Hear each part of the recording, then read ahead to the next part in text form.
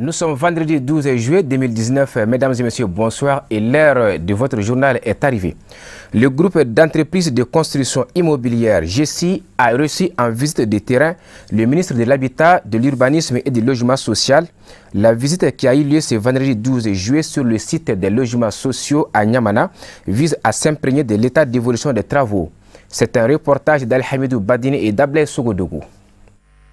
Avec 18 ans d'expérience, le groupe d'entreprises de construction immobilière évolue dans plusieurs domaines, notamment la construction, objet de cette visite de terrain du ministre en charge de l'habitat, de l'urbanisme et du logement social. Le présent projet du GECI vise la construction de 1000 logements sociaux avec l'appui financier de la Bank of Africa. Pour cette première phase, 223 logements sociaux seront réalisés et l'état d'avancement des travaux est estimé à 80%. Il y a des maisons qui sont déjà prêtes, on a déjà livré. Il y a déjà certaines parties qui sont livrées, dont les bénéficiaires ont déjà reçu et qui sont très contents parce que les maisons, c'est pas pour se flatter. Les maisons que nous avons livrées, depuis que les logements sociaux ont commencé, ça ne s'est jamais fait au Mali. Vous pouvez voir les carreaux, vous pouvez voir les stapes, vous pouvez voir tout ce qui est là-dedans. C'est la joie. Parce que quand tu fais quelque chose, et qu'un ministre s'intéresse et que le ministre vient voir, c'est vraiment génial. Cette visite de terrain a été une occasion opportune pour les responsables du groupe d'entreprises de construction immobilière d'échanger avec le ministre et d'évoquer les difficultés auxquelles ils font face. On a rencontré plein de difficultés. D'abord pour le terrain. Quand nous avons reçu le terrain, on a trouvé que le terrain était tellement argileux. Donc il fallait faire des études. Et vous voyez les maisons que nous avons construites, si vous passez là où on n'a pas construit d'abord, vous allez trouver que, comme on appelle la profondeur, des soupassements sont partis jusqu'à peu près à 1 mètre et à 2 mètres. Donc ça c'est la première difficulté depuis le démarrage. Bon, d'ordre administratif aussi, on a eu plein. C'est ce qui a même le programme en retard. Sinon, ça trouvait que nous on avait terminé avec les 1000 logements. Parce que notre banque a mis à disposition le financement des 1000 logements. La Banque of Africa. Cette visite de terrain du ministre de l'Habitat, de l'Urbanisme et du Logement Social a réuni plusieurs acteurs intervenant dans le domaine de construction des logements sociaux au Mali. 11 juillet, journée africaine de lutte contre la corruption avec comme thème vers l'élaboration d'une position commune sur le recouvrement des avoirs. La journée s'est déroulée au Centre international de conférence de Bamako en présence du représentant du Premier ministre Maliki Koulibaly, ministre de la Justice et des Droits de l'Homme, garde des Sceaux, ainsi que plusieurs autres personnalités, dont le président du groupement des leaders spirituels musulmans du Mali et du Haut Conseil islamique du Mali, Chérif Ousmane Madan Haïdara. C'est un reportage de Loutou Sidibé commenté par Moussa Fomba. Le Conseil exécutif de l'Union africaine, lors de sa 30e session ordinaire tenue du 27 au 29 janvier 2014, a déclaré le 11 juillet journée africaine de lutte contre la corruption. Elle vise à informer et sensibiliser sur la gravité du phénomène, afin d'inciter les populations à soutenir les actions entreprises contre le fléau. Et l'Office malien de lutte contre l'enrichissement illicite n'entendait pas rester en marge de cette journée, d'où la tenue de cet atelier de réflexion présidé par le ministre de la Justice, garde des Sceaux, représentant le Premier ministre, avec comme thème l'intégrité au regard des religions et de la tradition. Le thème central étant vers l'adoption d'une position commune sur le recouvrement des avoirs. La cérémonie a enregistré la présence de leaders confessionnels, dont Seyed Chérif Ousmane Madan Haïdara, guide spirituel des Ansar, président du groupement des leaders spirituels musulmans du Mali et du Haut Conseil islamique du Mali. Vous conviendrez avec moi qu'il est vain de poursuivre, condamner et insérer les auteurs de faits de corruption et d'enrichissement illicite si les auteurs, les complices et leurs ayants droit peuvent continuer de jouir tranquillement des biens mal acquis. Le peuple en serait la première victime. Il faut donc pouvoir recouvrer et restituer au trésor public les biens mal acquis et leurs fruits. À cet égard, il y a lieu de signaler que notre arsenal juridique est incomplet, car il n'existe pas encore au Mali un organisme chargé de la gestion des fonds et biens illicites. Cette insuffisance a été signalée par les experts nationaux maliens qui ont procédé à l'auto-évaluation de notre cadre juridique et institutionnel au regard de la Convention des Nations Unies contre la corruption. S'agissant du rôle de la religion dans la lutte contre la corruption et de l'enrichissement illicite, les chefs religieux engagés dans cette lutte au quotidien, à travers leurs prêches, se réjouissent de la tenue de ces assises, exhortent les uns et les autres à s'approprier les vertus de la religion, soutiennent les plus hautes autorités de notre pays à mener une véritable lutte contre le phénomène. Tous se sont plaints que quand on vient voir les religieux, ils vont aller demander pardon. Mais c'est leur devoir. Si ta communauté te dit qu'il y a un problème, on veut aller chercher la compassion, la passion, la miséricorde. Aide-nous à demander chez le ministre de la Justice compassion. Ton devoir, c'est de prendre le bâton qui demande miséricorde et compassion. Ça fait partie de notre foi religieuse.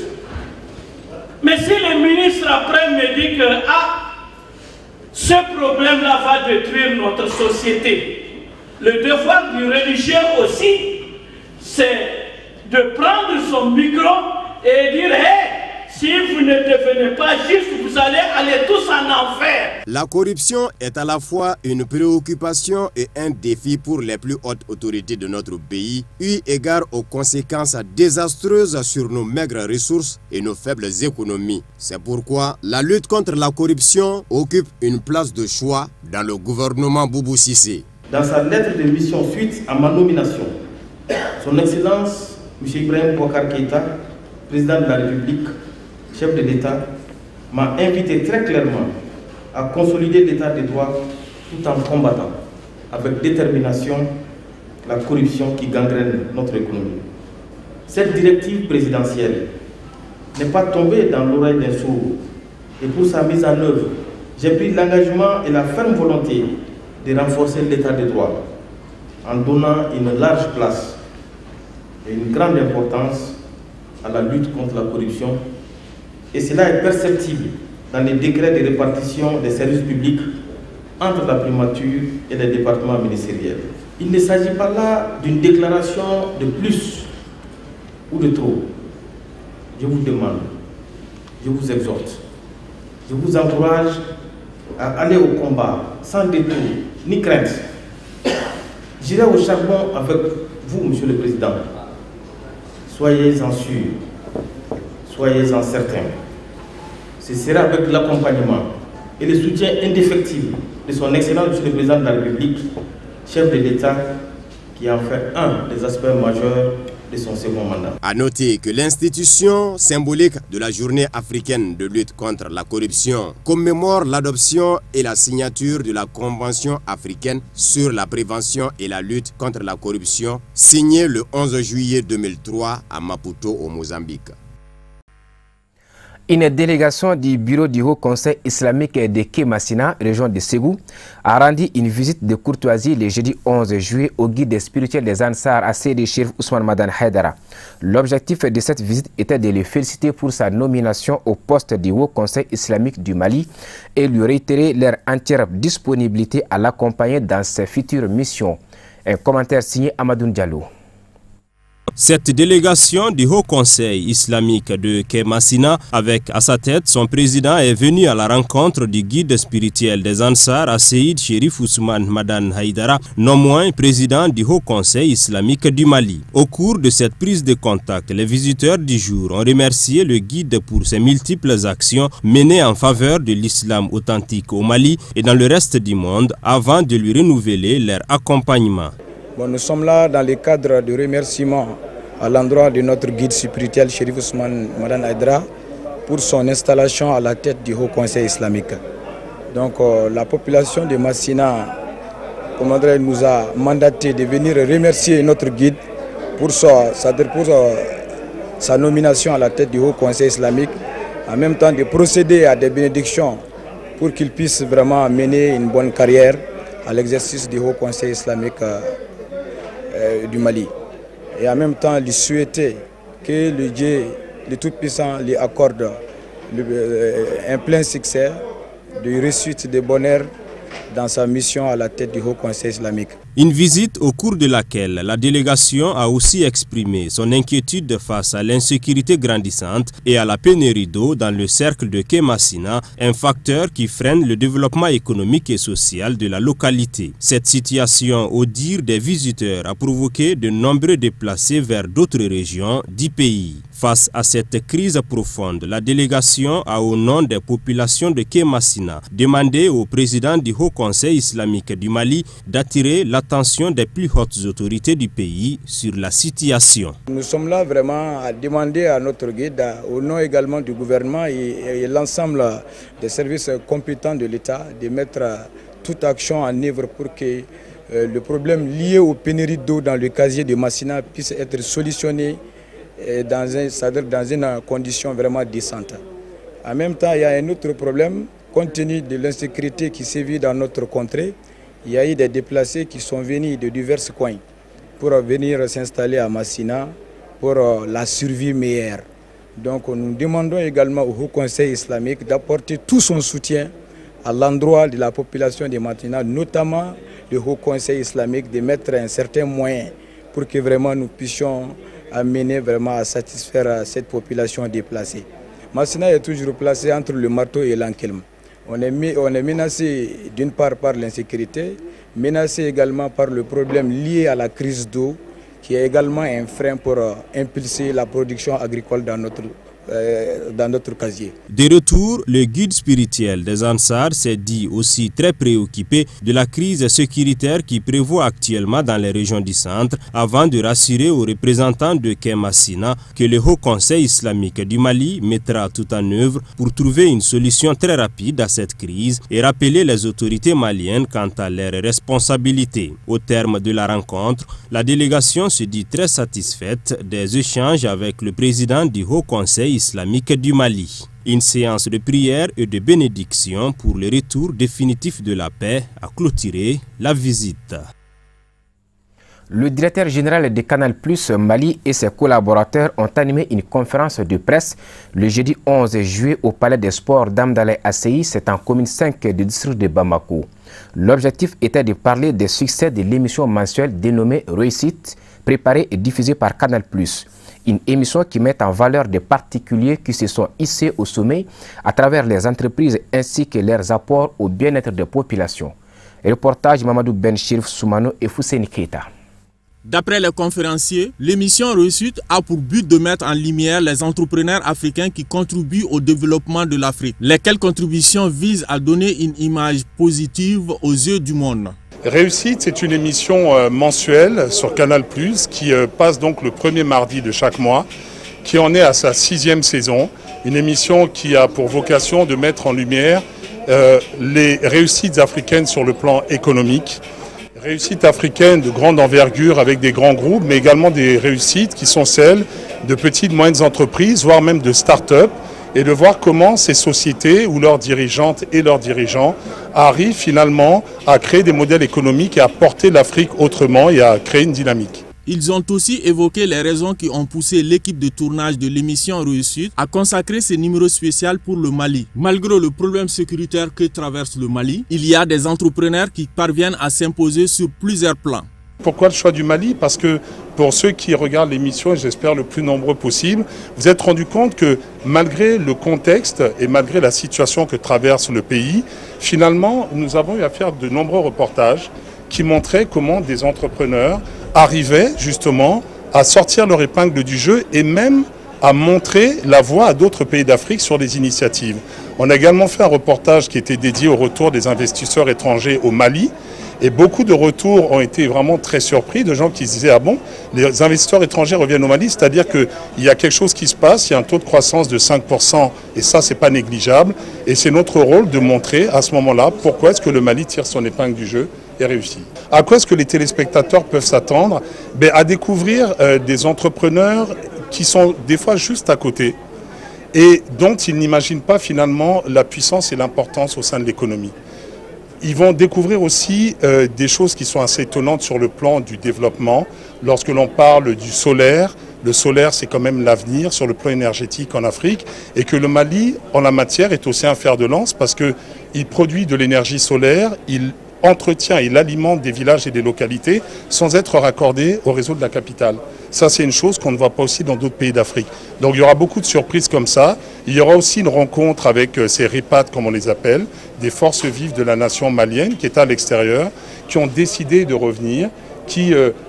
pour certains sont là depuis plus de 5 ans, beaucoup plus, d'autres qui sont là plus récemment, mais qui ont réussi déjà à créer une sorte de synergie, un lien pour travailler ensemble. Et ça, peut-être que les Maliens et les Maliennes, mais aussi tous les autres téléspectateurs, vont le découvrir vraiment avec beaucoup plus d'acuité.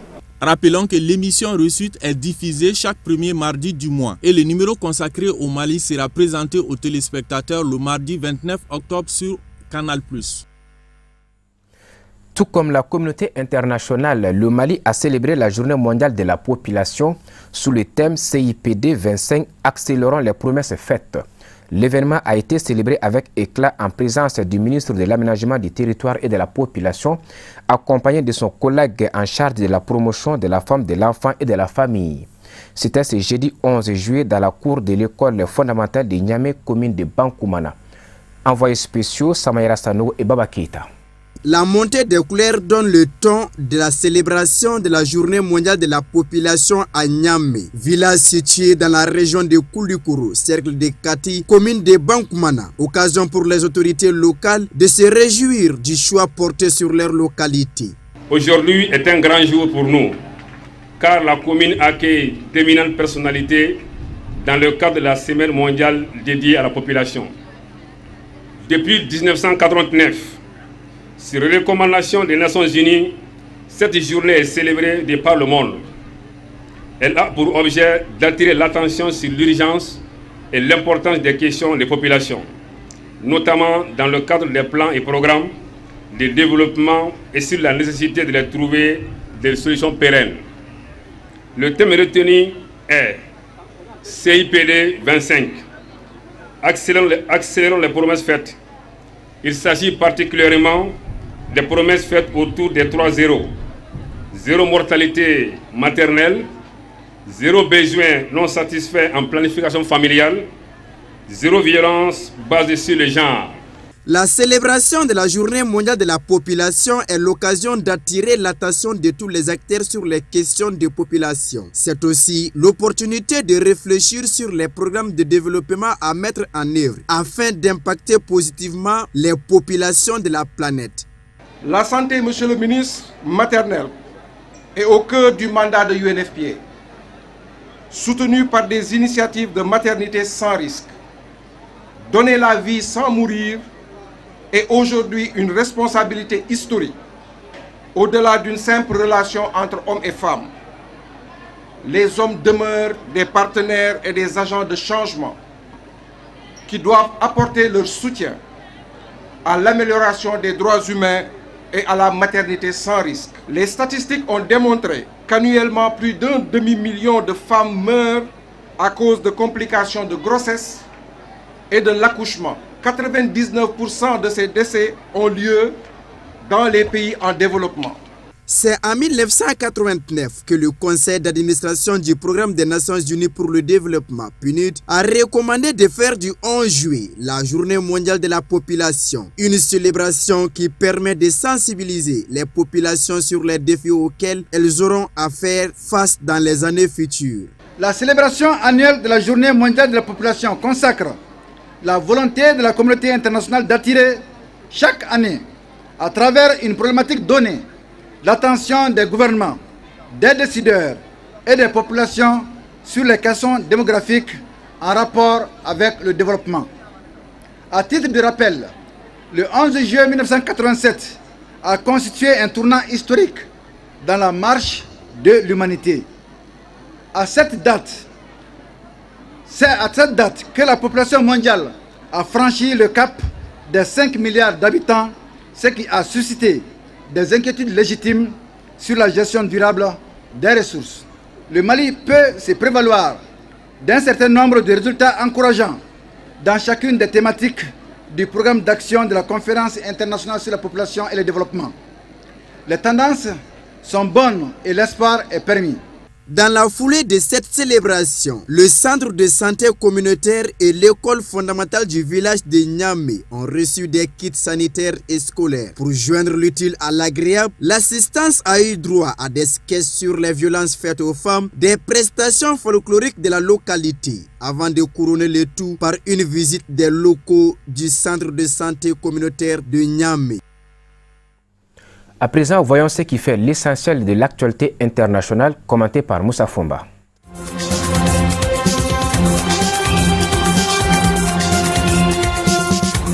Le gouvernement libyen d'union nationale reconnu par l'ONU a demandé jeudi des explications urgentes à Paris au sujet des missiles appartenant à l'armée française découverts dans un QG du maréchal Khalifa Haftar. Alors que la France a reconnu que des missiles découverts dans une base des forces du maréchal Khalifa Haftar près de Tripoli lui appartenaient, la Libye exige des explications. Quand ont-elles été livrées et comment, ajoute la missive du gouvernement reconnu par l'ONU. Le ministre des Affaires étrangères Mohamed Dahar Siala a également souhaité connaître les quantités d'armes qu'aurait fourni la France au maréchal Haftar et dont l'existence a contredit les déclarations du gouvernement français de soutien au gouvernement reconnu par la communauté internationale. La France reconnaît avoir apporté du renseignement au maréchal Haftar dans l'Est et le Sud, mais refuse tout soutien militaire dans son offensive contre Tripoli.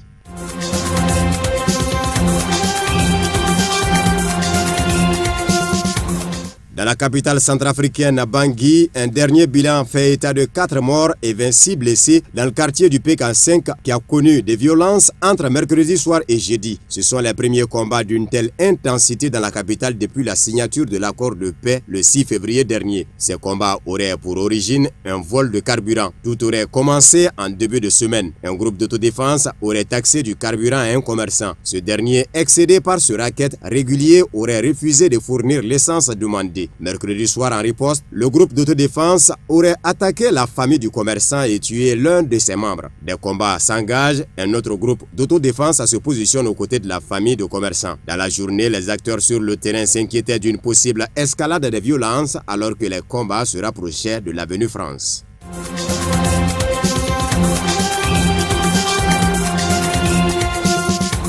Coup d'État manqué au Soudan, c'est ce qu'a affirmé jeudi soir un représentant du Conseil militaire au pouvoir lors d'une allocution retransmise en direct à la télévision nationale. Cette annonce survient alors que militaires et opposition politique doivent signer dans les jours à venir un accord définitif de partage du pouvoir négocié sous l'égide de l'Union africaine et de l'Éthiopie. C'est le général Jamal Omar, un des 7 membres du Conseil militaire au pouvoir, qui a annoncé la tentative de coup d'État. Parmi les putschistes figurent des officiers et des soldats de l'armée ainsi que des membres de services de renseignement, dont certains retraités, a-t-il déclaré. Il a ajouté que 12 officiers et 4 soldats avaient été arrêtés. Une enquête est en cours pour déterminer qui est derrière cette tentative de putsch, sans toutefois préciser quand celle-ci avait eu lieu. Des dissensions existent au sein des forces de sécurité. D'ailleurs, le mois dernier, le Conseil militaire de transition avait déjà évoqué une tentative de putsch et procédé à une vague d'arrestations.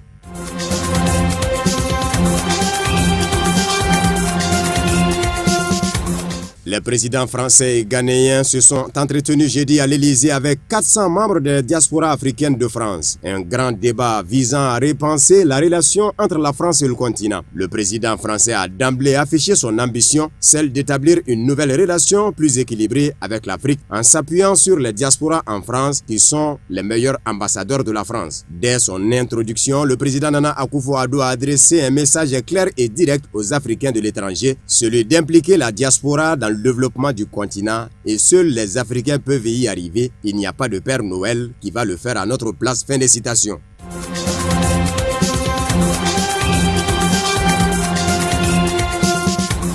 La chancelière allemande a une nouvelle fois été prise à d'irrépressibles tremblements lors d'une cérémonie officielle à Berlin en compagnie du premier ministre finlandais. Elle assure pourtant aller très bien. Les images ne manqueront pas de susciter des interrogations sur la santé de la chancelière allemande. Après sa première crise le 18 juin, la dirigeante allemande avait mis en cause une déshydratation liée à la forte chaleur qui régnait alors sur Berlin. Mais la chancelière avait été à nouveau prise d'une crise de tremblement à l'occasion d'un événement organisé à Berlin le 27 juin. Si Angela Merkel nie être atteinte d'une quelconque maladie, les spéculations vont bon train dans la presse internationale sur le mal dont pourrait souffrir la chancelière qui aura 65 ans dans une semaine.